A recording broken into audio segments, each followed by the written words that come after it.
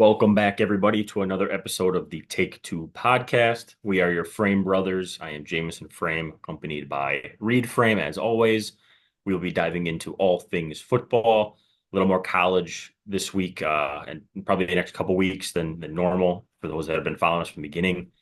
More of an NFL channel, but we've been kind of dipping into college with football playoffs and kind of the draft coming up. We'll dip into players, stuff like that too. So glad you're here with us. We've got another episode. We'll be kind of diving into college football playoffs today. We'll do a fantasy recap for everybody. Now the season's over. I know there's some people playing with week 18, but that can get a little dicey with all the players sitting out and playoff implications.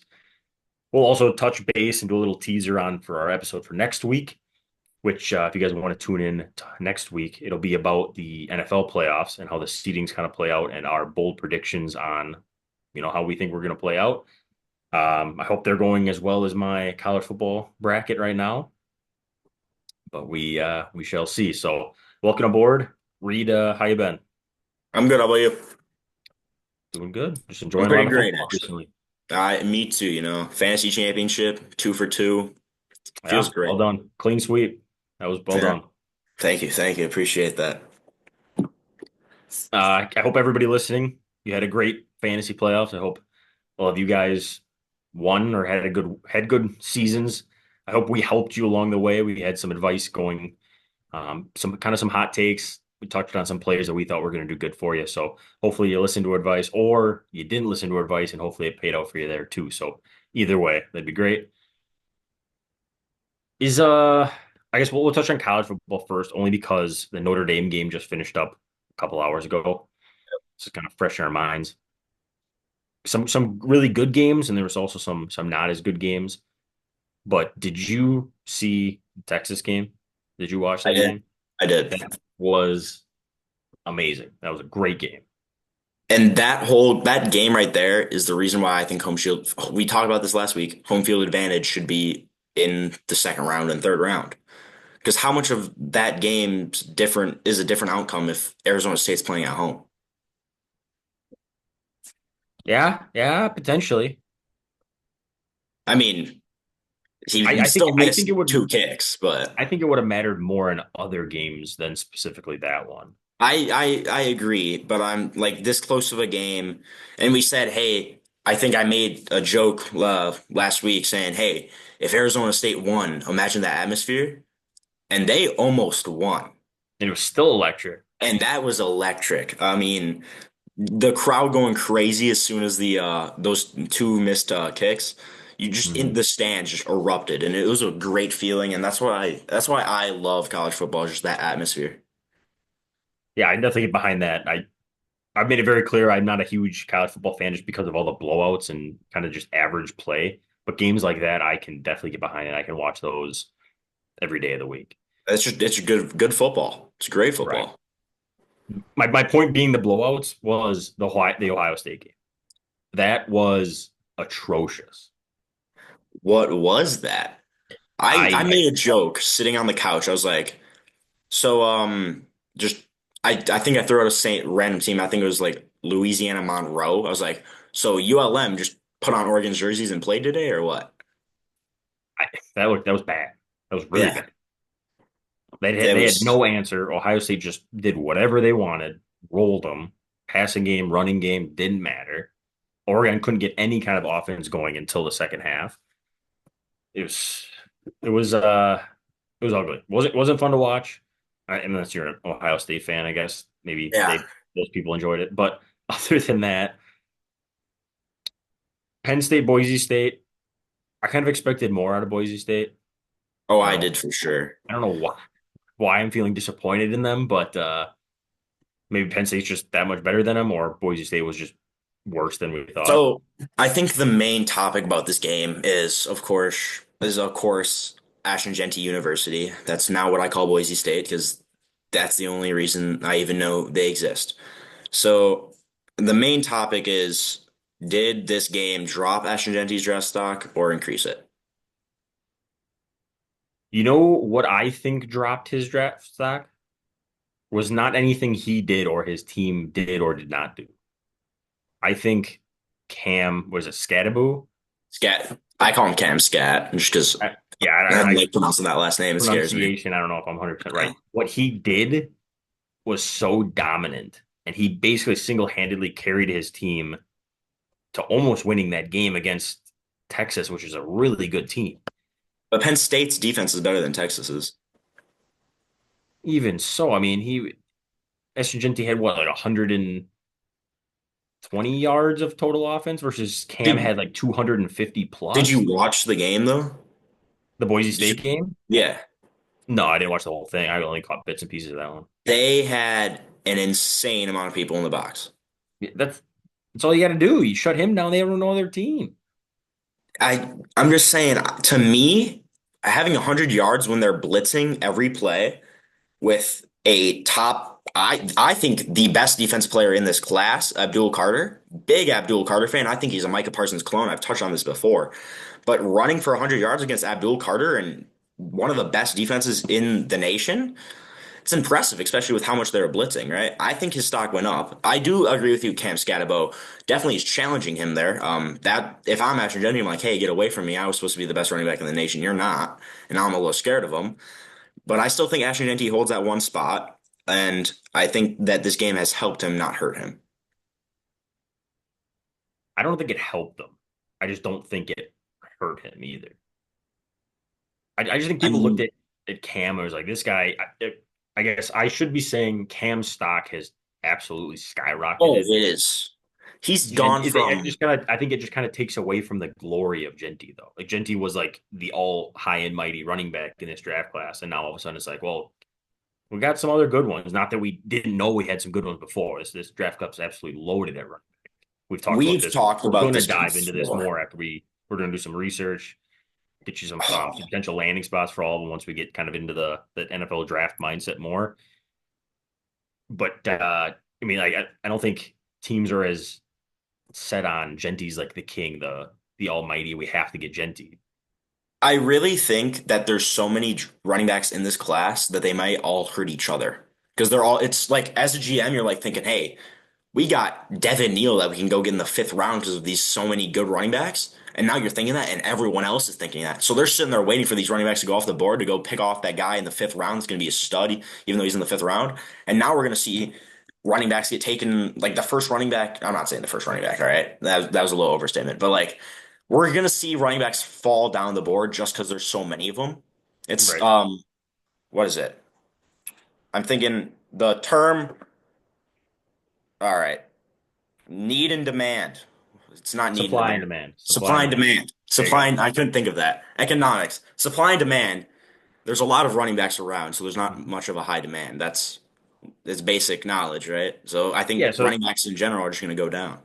yeah. So you're gonna have like the call it like the seventh best running back in this draft class might be the best running back in several other 100%. draft classes who I would would go agree. potentially late first, early second. Now he's going to be pushed to like third, fourth, like you said, even the fifth round because there's just so many and not that many teams need or value a running back at that height. They have other positions of need that they need to go address. They can kick running back down the road and kind of get one later in the draft to work out for them. So So I agree just there. I want to reference that the best running back in last year's draft class was probably Bucky Irving. I think I would take Hindsight, yeah. yeah, hindsight, right? Bucky Irving. I think I would take right now at least just the names I can think of. I think I could take six running backs in this draft class over Bucky Irving. I think coming out though, Jonathan Brooks and Trey Benson were the probably the top two. I think Jonathan Brooks was the top one, right? And Right. that's injury, so I kind of want to stay away from that. We don't Yeah, really know that's yet. tough. That's And again, Trey Benson hasn't really had the opportunity as well. He's been behind James Conner. So Bucky Irving, I feel like, is the best sample we got. Again, yeah. He hindsight. definitely hindsight. He turned out to be the best in the draft for Yeah. sure. And he's gotten the best sample. I feel it last year also was a pretty bad running back class. I just did the most recent, but point is this is I honestly could say the best running back class of all time. I mean I'm not looking at the history books right now. I don't know other other draft classes with running backs in, but I do think there might be five studs just in this draft class for running backs. I could definitely see it. Definitely going to be some older. running backs or running backs that have just been scraping by, just barely making rosters that are gonna get kicked to the curb and have to retire early from this draft class. That's for sure. Yeah, 100%. The other game, the last one we talked about coming back to the playoffs, Notre Dame, Georgia, the game that just finished. I had Notre Dame winning. They did win. They didn't look as good as I was expecting them to look. I don't know if that's partly due because Georgia has a good program. They're a good team. Yep. Um, I was higher on Riley Leonard. I didn't think he played great. I didn't like what I saw. I'm a little nervous against them going up against Penn State. I think Penn State might win that game. For those of you who didn't watch our episode a couple weeks back, I have Notre Dame going to the national championship versus Ohio State, with Ohio State winning it. So I'm a little nervous with Notre Dame, but we're still riding the picks. Yeah, the one thing I'm seeing right now is I had Texas Georgia in the Natty. Can no longer happen. Now, and that would have been the rematch of the SEC championship, right? Texas Yep, Georgia. yep. Now, what I'm seeing right now, if I had to pick the who's in the Natty with the teams remaining, is Ohio State, Penn State, which It's looking good. is which technically speaking, since Ohio State just beat Oregon, now you're fighting for a Big Ten championship, right? Technically, Oregon is the conference champions because they won that game, but really, I think a Natty is a little bit better than a conference championship. So that's just my I'd, opinion. I'd say Yeah. So maybe this is the true conference championship right here. the crazy part is you could argue Penn State has had the easiest road to the championship game. I would say Texas. Now with the last game, you're right. You're That's right. what I mean. They have to play Ohio State now versus Penn State plays Notre Dame. But I'd rather play Notre Dame than play Ohio State. That's my point though. Penn State got SMU, then they got Boise State, then they got Notre Dame, and so they really only have to beat like one what top what was Notre Dame ranked before? I don't even know. Notre Dame? Yeah. Um, 5. All right. It kind of blows that, but um oh that's why his I see it. Anyways, my point is I think Ohio State is a harder team to play for. Penn State as well, they didn't win the Big Ten championship, which would have put them in one of the top four seeds, would actually have hurt them because they would have had a harder road to the national championship than they ended up And with. that's what I'm saying. Like that's what I feel like is wrong with this playoff. Yep. I think it's Like weird. I don't love it. would reseeding even help it though? Would it Reseeding reach? playoff wise, Yeah. well, it wouldn't have changed anything that happened. Is there even a way to fix that? The only thing you can do is you can't just don't give like Boise State doesn't get a bye. Boise State and Arizona State don't get buys, and the seeding goes by your rank in the AP poll. So Arizona State would have been the 12 seed because they were the lowest Hmm. ranked team that made the playoffs. Then SMU would have been what 11, which they were. Or no, Clemson was technically 16, huh? Yeah, Clemson should not technically in that scenario would not be in the playoffs. I believe Bama No, is no, no, ranked no. So 12. it'd be the same teams that make the playoffs. So your four conference champions still make the playoffs. You get an Hmm. automatic bid into playoffs. But then once you have your 12 teams that make it, it seeds by AP poll. Oh, okay. So just because you automatically make the playoffs doesn't mean you automatically get a top four seed and a bye. It just means you get a Hmm. chance in the playoffs. Is the way I think it should. So so Clemson would be your 12 seed then.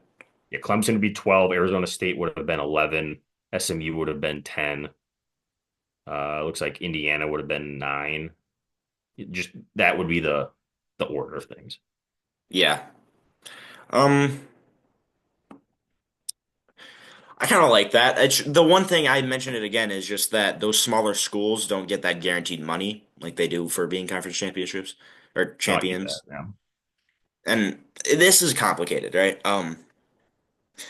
Do I like that they expanded the playoffs 100%? I This is I think way better everybody than does. That's this been is great. way better than the 4 team playoffs.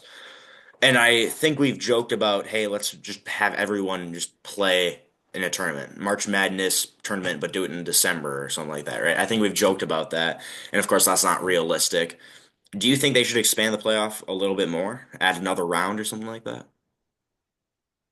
I mean, yeah, where do you end though? I mean, you could just keep going. I like 12 because what's next? 16? Well, I was thinking is the top 25. If you're ranked, you're in. That'd be too many games. Then you're competing Yeah, with NFL playoffs, and it's not good that's for true. business there. Yeah, I don't think that's too many teams. I think 12 is not a bad number. Just fix The, the the other seeding. the other thing that I'd like to point out because they went to a 12 team playoffs, you have only two teams remaining that would have made playoffs otherwise. If it was still a 4 team playoffs, because Georgia and Oregon just lost. They were the 1 and 2. Hmm. So it would have been Texas and Penn State in the championship now after the first week. But now Ohio State and Notre Dame have a chance because they've earned their way up the ladder, if you will. So it just gives more. Which I like. Well, yeah, which I like. You're trying to find what the best team is, right? It's you got to play more games, you got to win more games, you got to earn it. I like it.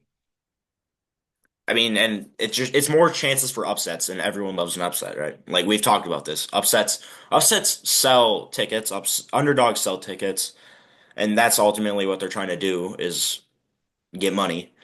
So I bet you the it's not a commissioner, but whoever is running it wanted Arizona State to beat Texas. Um, yeah, so they're just trying to look for more chances for the underdogs to win because they want to make more money. And it's ultimately why they wanted to expand the playoffs is just to get more games on tape, get more chances for an underdog to win. Of course, right? Yeah, which not as a fan, it's not a bad thing either. We want to see more Yeah, I'm not games. We want to complaining. see more competitive, fun games. So it's kind of a win-win. For sure. I'm not complaining at all. Jumping over to NFL, we talked about fantasy football playoffs have come to an end. Some We'll kind of touch base on some players. We did this a couple weeks back, kind of on where players were at the end of the fantasy football regular season. We touched base on kind of who got you to the playoffs. Now we're going to kind of touch base on who won you the playoffs and also just who did great in the league and some underdogs going forward. So, do you have do you have anybody that won you the league in your leagues? You won 2 different leagues. Is there any one guy that you're like, this was just the really my rock for my team? It's a man. I got a lot. I have a lot. And I think that's why I won the championship. I got a lot of guys here that I'm in love with and I never want to see leave my team. I mean, you got Jaden Daniels. That guy was a dog, right? Mm-hmm. He was awesome. Devon A. Chain is my running back. Bijan Robinson is my other running back. So great running back room.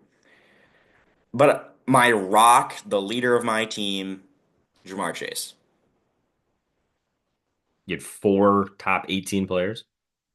I did? Those four Jam- names you just listed are all top 18 Oh, ranked I around. got way more than that too. Who else you got? JSN. Oh wait, he's not overall. Yeah, Yeah, he's overall, just all okay. players in fantasy. Okay. You have Bo Nix, right? In a different league, yeah. Because he came in at 16. I got Bo next. I have. Oh, Got Bijan. I already said Bijan. But then even like in their, I look at position ratings, like where are they in their positions? I Right. got, I was just looking like just happened to be looking at just like yeah. But then I have the Kyron Williams, who's 22 overall, so right outside. I mean, Garrett Wilson, Brian Thomas, JSN. I had a lot of players that were top 10 in their relative position, and I think that's what wins you a championship is having people that are good in that position. So yeah, I had a good team. If you can't tell, I won the championship. So well, for sure. I mean, I was impressed. I was impressed. The players that surprised me that I thought were going to be good this year, like really good this year, that just didn't end up being good. Um, Jordan Love down here at 17. Not good. I thought he was going to be top 10 fantasy fishing.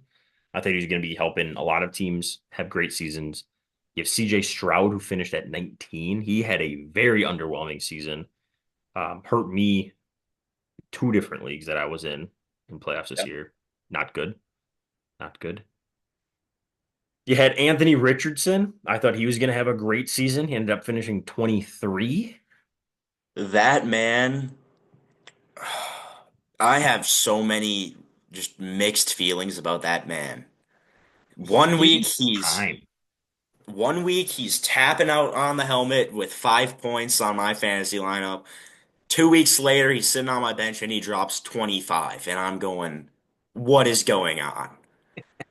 Can't I'm trust him. I'm I he never went in my starting lineup again. I can't trust that man. He's gonna sit on that bench until he proves to me that he can score me consistent points. A person that really disappointed me as a Seahawks fan and just as a fantasy owner is Kenneth Walker. Mm. He's been battling injuries all year. He just he hasn't looked good this year. He hasn't looked like that rookie Kenneth Walker, that sophomore season Kenneth Walker. That I'm a huge fan of Kenneth Walker, as I think you know. Yep. One of my favorite running backs, one of my favorite players. I just think he's a stud. Um, some people may know him as Mr. Make Something Out of Nothing because he runs backwards and breaks 5 tackles, but then gets tackled for 3 yards. Kenneth Walker's an amazing player, and it's just an off year for him, and it's sad to see him injured and on IR. What if I told you that he actually finished 12th in fantasy points per game? So the games he played, he was the 12th best running back. I'm looking at his past. He looks like he, on average, scores 13 points a game. I mean, there's one week under or 2 weeks under 13. I'm showing 16 and a half for We P might have different scoring in different for leagues. standard PPR. It shows 16 and a half fantasy points per game. On average, That's what it says. yeah, there's like 33-point games. I didn't do an actual average, but I'm saying like Oh, I see. Okay. there's 2 games that were under 13. Yeah, under 13 points. I mean, he had a decent season. The problem was, like you said, injuries, right? He just couldn't stay on the field, which has been Yeah, a problem with Seahawks running backs since Marshawn Lynch left. I don't even know if there's been a Seahawks running back who's played a full season since he left. you got Chris Maybe Carson never did. I don't think Kenneth Walker even did his rookie year. I think he at least missed one game. Kenneth Walker technically didn't because Rashad Penny started the first 4 games. Okay. Then second year he didn't. Did he his second year? We I'll take a look at that. I think he might have his second year. He missed 2 games his second year. So Kenneth Walker's never technically finished a full season. So yeah, running backs on the Seahawks just get hurt. it's a disease. But Zach It Charbonnet is looked bug. like an absolute tank. That man He runs looked hard. good. He looked good. He looked he looked good. Yeah, he did. Any other surprises for you? Bucky Irving, of course, coming out of nowhere, winning people fantasy leagues. Where even is bro? 15. Uh, Had a slow start to the season, but at the end of the season, he was picking it up. He's already hit 1,000 yards. Didn't even hmm start the first couple weeks. You had Chase Brown, who a lot of people were kind of skeptical on going into the season. They didn't know how the whole Zach Moss and Chase Brown workload was going to kind of come out. Zach Moss obviously goes down. Chase Brown just absolutely runs away with it. That's great to see.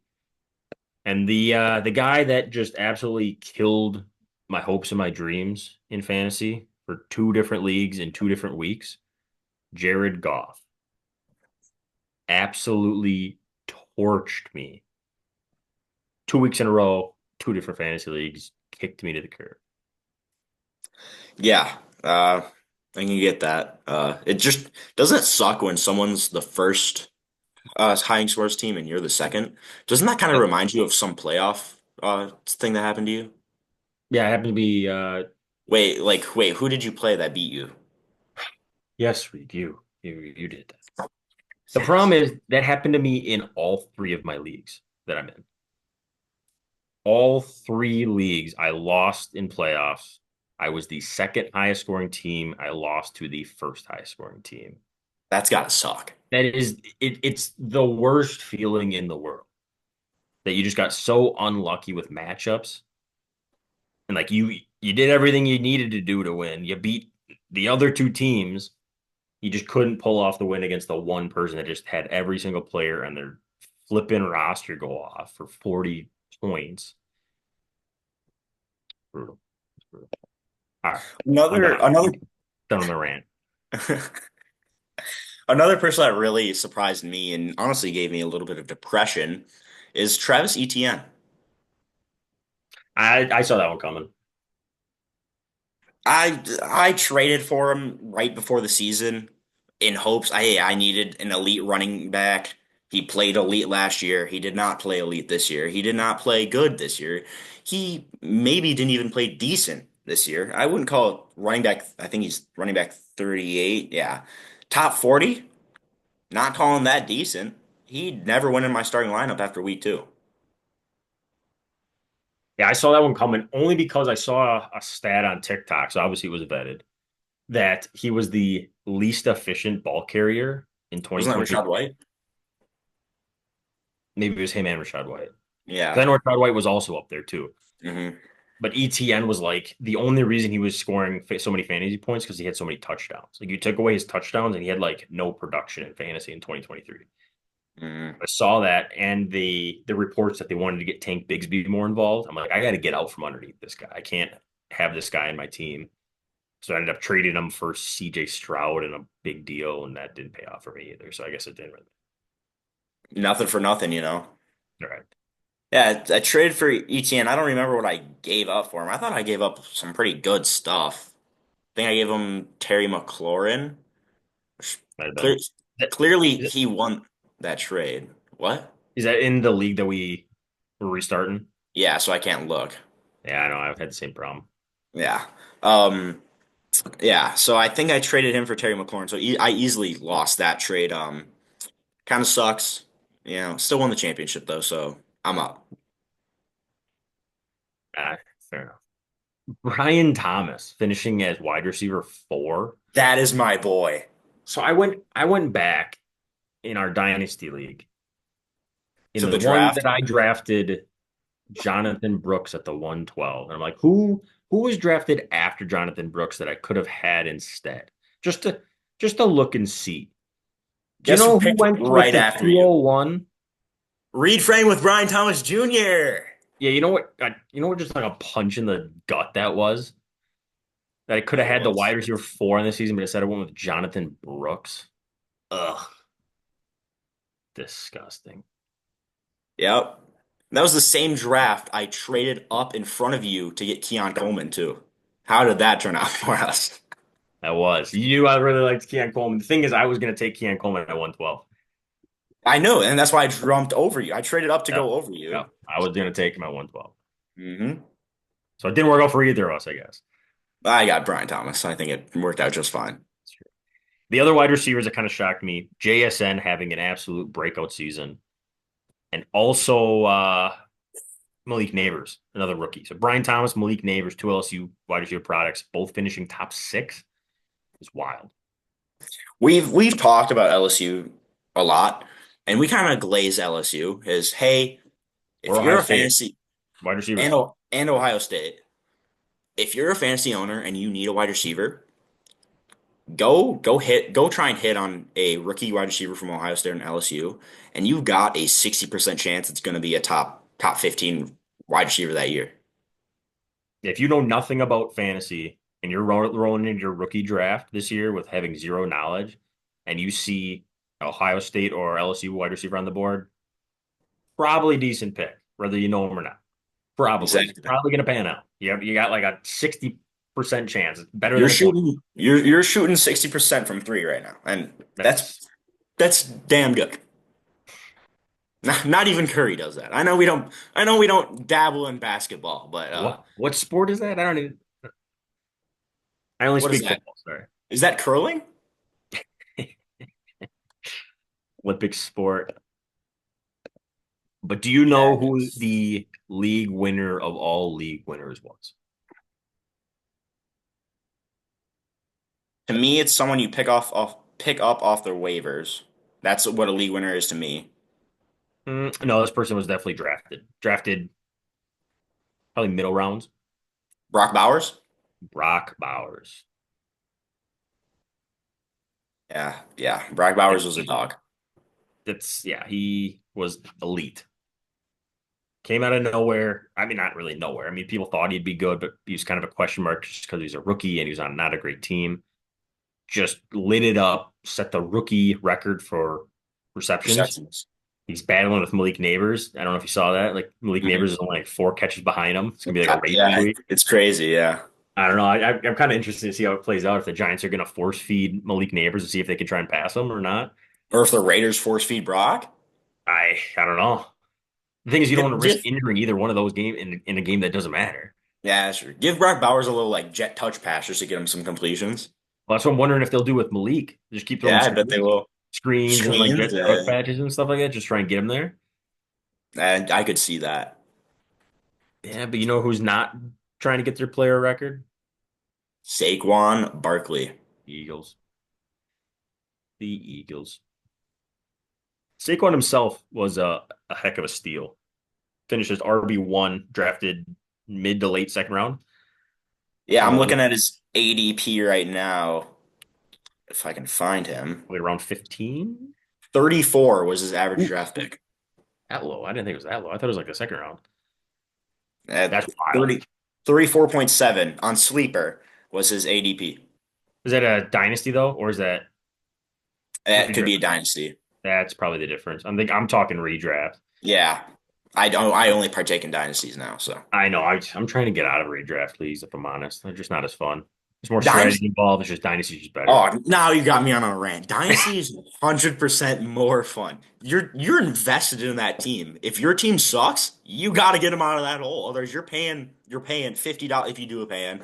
You're paying $50, $20 a Just year eat. just to They go just 2-10. You're just This is a waste of money. donating to the league just to sit there at the bottom and win a couple games a year. Exactly. If you're in a dynasty league, you have to work your way out of that hole, and that is the most fun part about it. Some people don't like the grind. To you, I love it.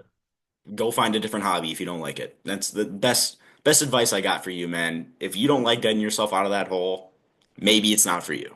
But Dynasty is the most fun in fantasy I think you can have. And if you're not in a league, get one with your friends. I suggest over eight man. Eight if it's eight people, it's not as fun. 10, 10 12 minimum. is 10, Yep. 12 is where it's at. Suggest it to everybody. It's so much fun. Yeah, I just there's tons of I listen to some podcasts out there too about dynasty football podcasts, strictly just talking dynasty, just rankings and all that kind of stuff. They really dive into like startups and like how rosters should be constructed, um, just the value and all that kind of stuff on the young players to keep an eye on, stuff like that. It just gives you more involved into the sport because I'm constantly looking for the buy low people, Mm. kind of always looking for the next Bucky Irving type person, the person you could scoop off of the waiver wire, sit him on your bench.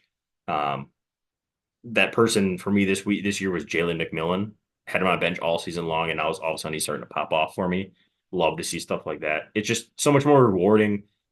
It is a little more time invested into it, but if you're really into football, I definitely recommend it, like you said, because it's just so much fun, so much more fun than It's redraft, in my opinion. And you can make your own rule. You can, of course, you can customize it to you how you want to do it. And if you don't want to Yep, do a buy-in, I know in one of my leagues we do it where the last person in the league has to do a punishment, and that's a lot of fun. Is yep. terrorizing your friends. That's so much fun. Or just coming out with a bag after you win the championship. That's also a lot of fun. Take it from me. I know what it feels like. It feels amazing. You're such a humble winner. Do you know that? I know. I'll rub it in your face, especially when you name your team 2 week bye, expecting to beat me. No, I didn't name it that because I didn't have to play the last week of the regular season. No. I had a 2-win lead over the rest of the league. Uh-huh. Yeah, yeah, yeah. Didn't pay off for me. All right, didn't pay off for me. Did not. Looking But ahead. We can always dive more into Dynasty if people are interested in that. Just drop some comments below on the things you're looking for on Questions for recommendations for sure. rules for rosters, stuff like that.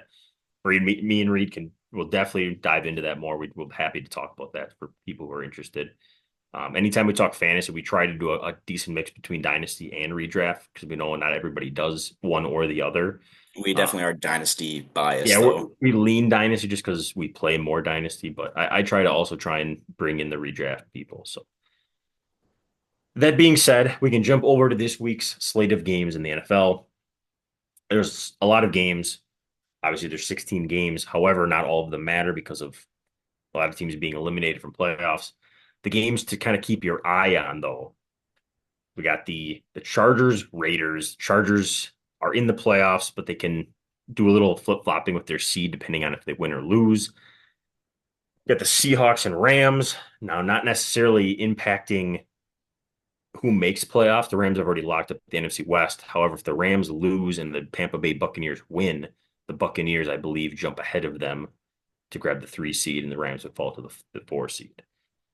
So Causing the Rams, Rams to play the Vikings, correct? correct, versus the Packers. Go beat them, Seahawks. That's kind of if the Dolphins and the Jets, um, the Broncos lose, Dolphins win, and the Well, if the Bengals win and the Bengals, Dolphins so the win, I think the Bengals. Bengals are in. Well, no, because the Broncos. I'm trying to keep track of all this. Hold on, give me a second. It's a lot. It's a lot. Regardless, Dolphins, Jets. Dolphins have a chance to make playoffs. You got the Bears and the Packers. Packers are playing for a different to lock up their seed. You got the Panthers, Falcons. Falcons are battling with the Buccaneers to win the NFC South. Commanders, Cowboys. Commanders are fighting for the seed. They could flip with the Packers depending on if the Packers win or lose. Commanders. You got the Ravens. You got the Browns. Ravens can't lose because I believe they'd go into a tiebreaker with the Steelers if the Steelers would win. Saints and Buccaneers, like I brought up before, Buccaneers need to win to clinch the NFC South. Chiefs, Broncos. Chiefs have nothing to play for in this game. They'll actually be starting most of their backups. Broncos need to win in order to make sure they make playoffs as the last seed in the AFC. The Bengals and the Steelers will be probably the game of the week, in my opinion. Division game, close game. Both teams have something to play for. Bengals are fighting for a shot to get into the playoffs. Steelers are looking to win. Ravens lose, potentially could win the division. So I guess Vikings, Lions. I can't believe I forgot about that one. That one will be game of the week. Bengals, Steelers will be a close second. Those last two games, though, are going to be really good. Vikings and Lions winner wins the division, by the way, and the number one seed. Yeah, don't have to play first round. It's gonna be pretty crazy having a 5 seed with a 14 win team. Yep. You lose 3 games and you're the 5 seed. Oof. That's you could say, hey, that's messed up. The playoffs shouldn't work like that, No, I like it. It's just crazy that it happened that way. but like, isn't it kind of the same as conference champions in college football? Um, kind of, but no. Just because it's just a little more balanced, I feel like. It's for sure a lot more thought out and balanced. Like, Right. yeah, the Lions or the Vikings, whoever loses, is still probably going to go deep in the playoffs, I would assume. Um, Just but only yeah, because every 4 years your team plays one team from every division and it rotates through the NFC, right? But then you also play one team in every division every year besides that. So it's not like you're not playing somebody similar to that other team versus college football playoffs. You might have no common opponents whatsoever. yeah, So it's just a little more balanced and a little more. I don't know what the term I'm looking for is. I like NFL playoffs a lot. I like how it's structured. I like that I love the new In your system. division, you get at least one home game. So I could get the complaint if somebody was complaining, but I just don't agree with it. I like it too. I said the new system. I don't know how new it is. I know they changed it like 3 years back now. It might even be longer than that. Adding the seventh team, you're saying? Adding the 17th, which I love. I like I that do a too. lot. I think just as getting more teams in the playoffs is always good news. I think it was a great move by the NFL and adds more games for us. So again, more football. Won't see me complaining. Can't complain about more football ever. Won't have it. Exactly. Yeah, but I think that was a little overview of the week. We kind of went everywhere today, from Touched it all. college to fantasy to football playoffs. Um, Jameson mentioned earlier in the intro about what we're doing next week. We're going to be doing a few brackets predictions for the playoffs. If you're a betting person on the brackets, I would definitely listen to Jameson as he is batting 100% for the college football playoffs right now. Um, Me, on the other hand, is not. I'm not doing as well. Predictions were a little off. It's okay. So I'll have to make up for it for the playoff brackets for sure. Um, we'll see. And then after the Super Bowl, we'll probably be doing a off or a was postseason review where if you remember way back when in like the Ice Age, it feels like now, we did like preseason overviews of each division and stuff. We'll go back and we'll kind of review what we said, our hot takes and stuff like that. Give you a little review, say, hey, I was wrong here. Hey, called the Commanders being a great team, right? It's probably the best thing that he's going to talk about the entire video, if I can predict it right now. That was a But crazy take. I'm not gonna lie. it was a good take. It was a good take. But with that, a little overview of what's gonna be coming here in the next few weeks. Appreciate you guys for watching, and we'll see you next time. Yeah, I'm excited. Let's keep it rolling. Peace out, everybody.